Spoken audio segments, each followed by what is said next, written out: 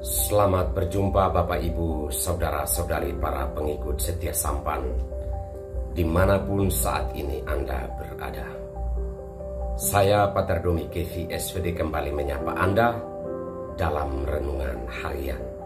Semoga kita semua senantiasa dilindungi dan diberkati Tuhan. Saudara-saudariku terkasih, Allah berkarya dalam kemanusiaan kita. Apa yang dimaksudkan dengan kemanusiaan kita? Kalau kita mendengar dalam bacaan pertama dari nubuat Mika, diceritakan tentang seorang wanita yang akan mengandung dan melahirkan seorang juru selamat untuk menyelamatkan Israel. Wanita itu berasal dari Bethlehem dan akan melahirkan di sana.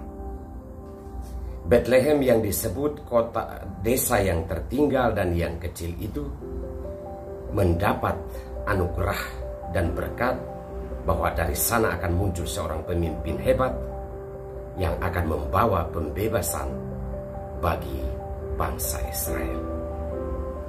Di sini kita bisa melihat bahwa salah satu makna kemanusiaan, bahwa Allah terlibat dalam kemanusiaan kita itu adalah kekecilan Bethlehem.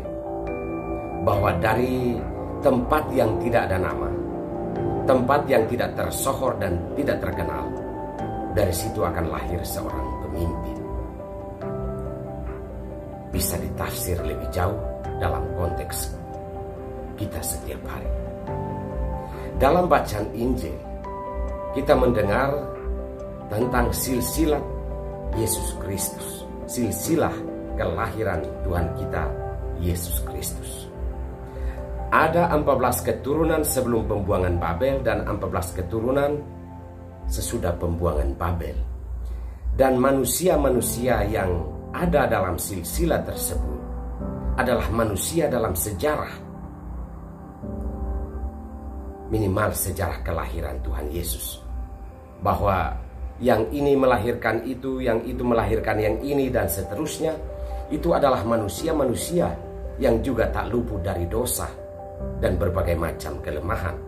Tetapi nama-nama mereka disebut bahwa mereka adalah turunan atau bagian yang kemudian berujung pada kelahiran Yesus Kristus. Dari silsilah ini pun kita bisa mengartikan bahwa Allah terlibat dalam seluruh kemanusiaan kita.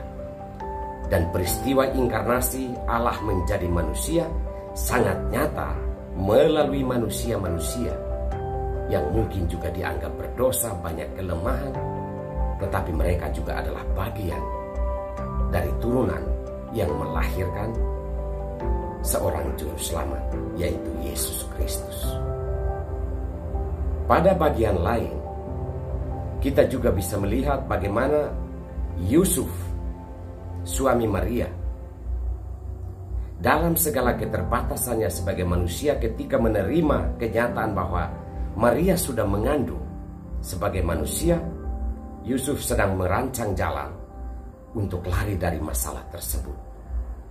Tetapi datanglah mimpi, datanglah Allah dalam mimpi bahwa anak yang dikandung Maria itu adalah dari Roh Kudus. Maka Yusuf mempertimbangkan itu, kemudian ia menjalani panggilan tersebut. Yusuf dalam segala pertimbangan untuk meninggalkan Maria adalah juga bagian dari kemanusiaan. Tetapi Allah terlibat di dalamnya dalam mimpi dan menyadarkan Yusuf. Apa yang dianggap aib, itu bukan berarti tidak ada hal yang benar dari dalamnya. Saudara-saudari terkasih, hari ini kita merayakan pesta kelahiran Santa Perawan Maria.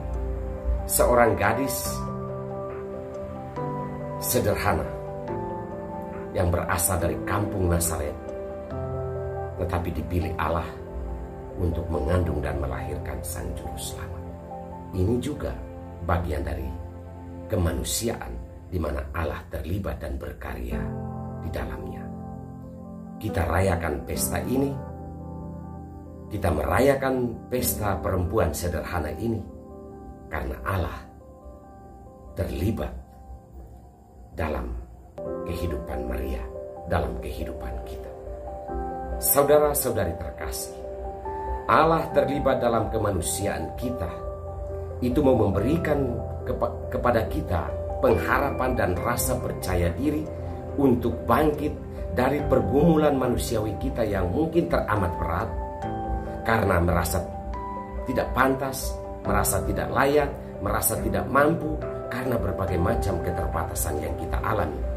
Keyakinan dan kepercayaan bahwa Allah terlibat dalam karya kemanusiaan kita, terlibat dalam kemanusiaan kita akan membangkitkan harapan dalam diri kita untuk menatap hidup ini dengan penuh pengharapan bahwa kita tidak berjalan sendiri, tetapi Allah turut berkarya bersama kita.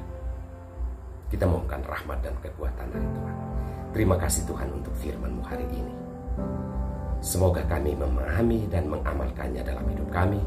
Turunkanlah rahmat dan berkat-Mu bagi kami semua, bagi semua orang yang sangat membutuhkan pertolongan-Mu. Demi nama Bapa dan Putra dan Roh Kudus. Amin.